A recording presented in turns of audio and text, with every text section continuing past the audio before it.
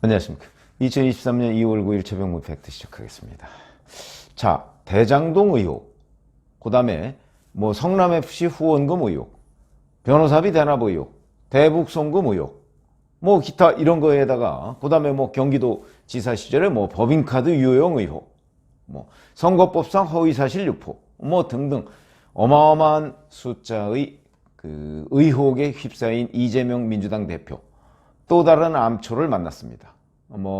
무슨 어떤 시민단체에서 이재명 대표를 고발했는데 그거는 또 정자동 사건입니다. 이 정자동 사건에 대해서 그 고발장 등등 하고 성남시 이렇게 좀 들여다봤더니 이게 또 대장동과 아주 유사합니다. 이른바 특혜를 몰아줬죠. 그 특혜가 뭐고 왜 몰아줬을까? 뭐 이런 것들을 제가 한번 취재를 하고 그다음에 고발장 같은 걸 입수해서 봤더니 이런 겁니다. 2015년 11월 13일에 성남시 소유의 정자동에 5,700평의 땅이 있습니다.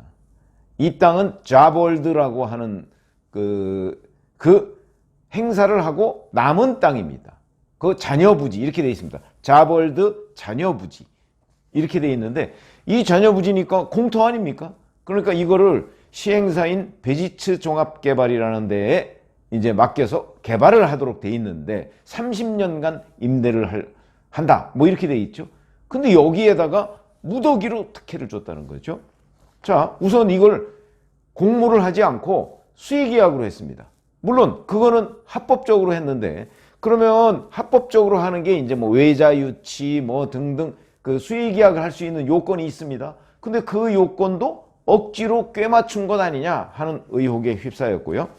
그 다음에 무엇보다 이 베지츠 종합개발이라는 데가 총 사업비가 2,200억 정도로 계산이 되는데 이게 뭐 메리츠 종합증권 여기에서 PF로 해서 1,950억을 충당하고 뭐 이러면서 실제 베지츠 종합개발이 투자한 돈은 수십억 정도에 불과합니다. 그래가지고 이 큰 거를 먹은 거다.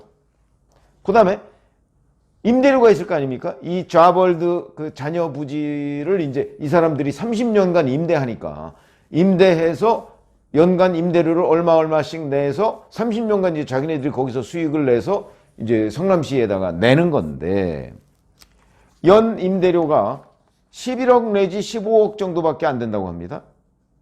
그런데 여기에서 거기다가 힐튼 호텔을 지어서 연수입은 대략 추정컨대 300억 안팎이 된다는 거죠.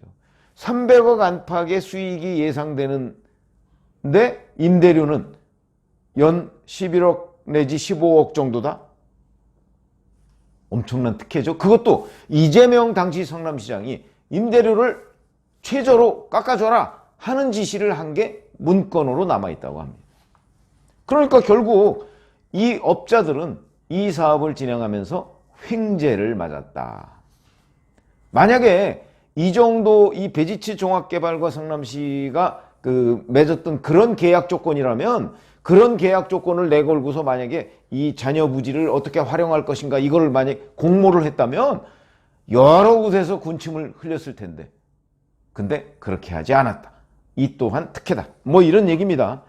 이재명 당시 성남시장이 결재한 보고서를 보니까 2014년 12월 31일 이 표지에 이재명 성남시장이 직접 자필로 이렇게 썼습니다. 임대료 보장 방안 괄호하고 최저 임대료 강조 바람 이렇게 써 있습니다. 임대료를 최저로 받아라 이거죠. 이게 배임 아닌가요? 임대료를 최저로 받아라. 아니 임대료는 성남시 입장에서는 임대료를 시세에 맞게 받는 게 맞는 거죠. 왜 최저로 받아라 이렇게 지시를 합니까? 이건 결국 그 임대업자들 시행사업자에 특혜를 주고 성남시에 해를 끼친 거죠. 손해를 끼친 게 된 겁니다. 그런 것들이 바로 배임이라고 얘기를 할 수가 있고요. 또 여기가 원래 이제 그 자벌드 그 부지니까 자연녹지 상태였습니다. 그러면 그냥 적당한 정도로 건물을 활용할 수 있을 정도로만 용도 변경을 해주면 되는데 무려 5단계 백현동 의혹이 4단계 용도를 상향해줘서 지금 문제가 되고 있는 거죠. 이거는 그거보다 한 수 더 떴습니다. 자연녹지에서 일반 상업지역으로 무려 5단계를 종상향이라고 흔히 얘기하는데 용도 변경을 해준 겁니다. 용도 변경을 한 단계 위로 올려줄수록 그거는 시행사업자한테는 결국 현금이 많이 들어오는 수익성이 높아지는 거죠. 근데 무려 5단계씩이나 상향해줬다. 그 다음에 2015년 11월 달에 보면 이 계약 검토 보고서가 있습니다. 그러니까 임대료 계약 검토 보고서가 있는데 여기에 또 표지로 이 본인이 직접 이렇게 썼던 겁니다. 대보료를 연간 1000분지 15 이상으로 라고 썼다가 이상으로라는 걸 지워버렸습니다. 그러니까 1000분지 15 이상으로 이렇게 이제 그 계약을 하자 이런 검토 보고서는 있는데 그거를 1000분지 15로 확정해 버린 겁니다.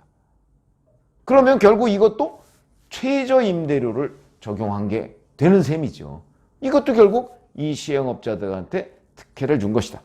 그러니까 2번에 걸쳐서 임대료 싸게 해줘라 하는 지시를 내렸다. 이게 업자에 특혜를 준 것이다. 이런 거고요. 여기서 한술 더 떠서 땅을 빌려주기로 한 날로부터 호텔 준공 때까지 임대료를 면제해 줍니다. 이게 뭐 무려 6, 7년 정도 됩니다. 6, 7년치 임대료를 면제해 준 겁니다. 그냥. 이걸 대략 비용으로 계산하면 100억 원에 육박한다. 100억 원 정도를 시행업자한테 특혜를 준 것이다. 그만큼 성남시한테는 손해를 끼쳤다. 이런 얘기가 되는 거죠. 그 다음에 2015년 12월 22일 관광 숙박업 사업계획 승인 뭐 이런 게 있었는데 이때 처음에 승인 조건은 이런 겁니다. 이게 원래 가족호텔 개념으로 지은 거라고 하거든요. 가족호텔 405호실, 대지 3200평, 연면적 12600평, 지상 30층 뭐 이렇게 이제 승인을 했었는데 불과 1년 만인 2016년 12월 29일에 사업계획을 바꿔줍니다. 그것도 업자한테 유리한 방향으로. 백현동 의혹하고 비슷하죠? 백현동 의혹도 처음에는 임대주택 100% 이렇게 허가를 해줬다가 점점 줄어들어서 1년쯤 뒤에 임대주택 10%로 낮춰줍니다. 그건 무슨 얘기냐? 그럼 시행업자의 수익이 훨씬 늘어나죠. 요것도 똑같이 이렇게 했다가 1년 뒤에 사업계획을 변경해 줍니다. 그 변경해 준 거는 바로 가족호텔은 확 줄어들고 관광호텔이 가족호텔은 170실밖에 안 되고 관광호텔 432호실 객실의 숫자도 늘었고 용도도 가족호텔 개념에서 관광호텔 개념으로 했으니까 수익성이 늘어났죠.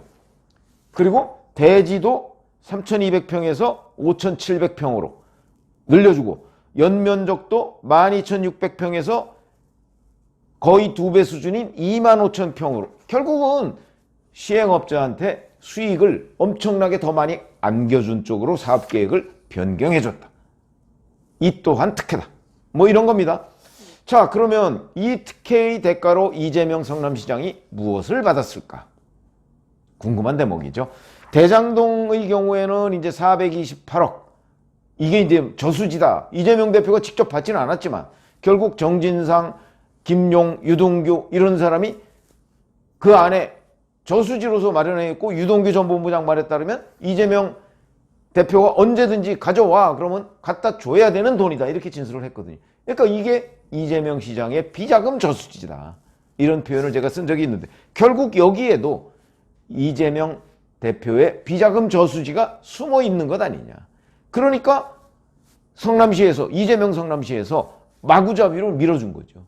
특혜도 주고 밀어주고 그래서 이제 나중에 이재명 대표가 정치적으로 성장해가는 과정에서 이 사람들이 그 뒷돈을 대주기로 약속했던 것 아니냐 하는 의심을 지울 수가 없는 또 다른 대장동, 정자동 의혹이다. 이게 전체적으로 요지가 그렇게 돼 있습니다. 그러면 여기는 예를 들어서 이제 대장동의 경우에는 자, 정진상, 유동규, 김용 이런 사람들의 428억 받기로 한 약정이 있었죠. 그래서 저수지를 하나 만들었고 자, 그러면 그거는 이제 김만배 씨 자금을 배분하는 수익을 배분하는 김만배 씨가 이제 정진상과 의형제를 맺고 뭐 이런 관계들에 따라서 이제 저수지 관리인격으로 김만배 씨가 있는 거로 보이고요. 그럼 여기에는 누가 있을까? 뭐 현재까지는 이 베지츠 종합개발이라는 사람들과 이리저리 엮여 있는 것, 그거는 이제 뭐 친하다 뭐 이런 거거든요. 그래서 이 고발 대상에 이재명 당시 성남시장뿐만 아니고 정진상도 있습니다. 친하다 뭐 이런 거 외에 또 하나 주목되는 사람이 있습니다. 뭐냐면 이재명 대표가 정동영 2007년 정동영 대선 캠프에 있었거든요. 이 정동영 대선 캠프에 있을 때 거기에 같이 있던 사람으로 알려져 있습니다. 안태준이라는 사람이 있는데, 그러니까 정동영 캠프에서 이재명 대표와 같이 있던 사람, 이 사람이 중간고리 역할을 한 것 아니냐. 그래서 이 또한 정자동에 이재명 대표의 비자금 저수지를 만들어 놓은 것 아니냐. 이런 의혹을 제기할 수가 있는 겁니다. 물론 다른 이유일 수도 있습니다. 그러나 제가 취재해 본 게 이재명 성남시장과 가장 가까운 사람은 아마 이 사람이 아닐까. 그리고 이 베지츠 종합개발의 뭐 대표이사를 했던 사람, 뭐 이런 사람들 중에서도 또 이재명 대표와 이리저리 연결되어 있는 사람이 있을 수 있는 거죠. 여하튼 보통의 상식적인 눈으로 보면 왜 이렇게 많은 특혜를 이 정자동 사건에서 베지츠 종합개발에 줬느냐 하는 부분이 이제 규명하고, 그 대가가 무엇이냐, 또 다른 저수지가 있는 것 아니냐, 비자금 저수지가. 그 부분을 검찰이 수사를 해야 될 것으로 보입니다. 지금 검찰이 뭐 수사에 착수했다고는 하는데 이 정자동 의혹의 핵심 요지가 뭐냐 하는 부분이 저도 궁금해서 이제 좀 여기저기 물어보고 고발장도 입수해서 살펴보고 뭐 그랬는데, 역시 여기에도 대장동과 버금가는 그런 수많은 특혜로 이루어져 있다 하는 것들이 확인이 됩니다. 이제 검찰이 확인해야 될 거는 누구 때문에 이렇게 특혜를 많이 주었는가, 그리고 그 특혜의 대가가 무엇이냐. 그게 대장동처럼 428억 뇌물 약속이냐, 아니면 다른 거냐, 저수지는 어디에 있는가, 뭐 이런 부분들을 확인해야 될 것으로 보여서 제가 이재명 대표의 또 다른 암초라고 이렇게 제가 제목을 달았는데, 이 또한 대장동에 버금가는 사건으로 확대 재생산될 가능성이 대단히 높다. 이런 말씀을 드립니다. 고맙습니다.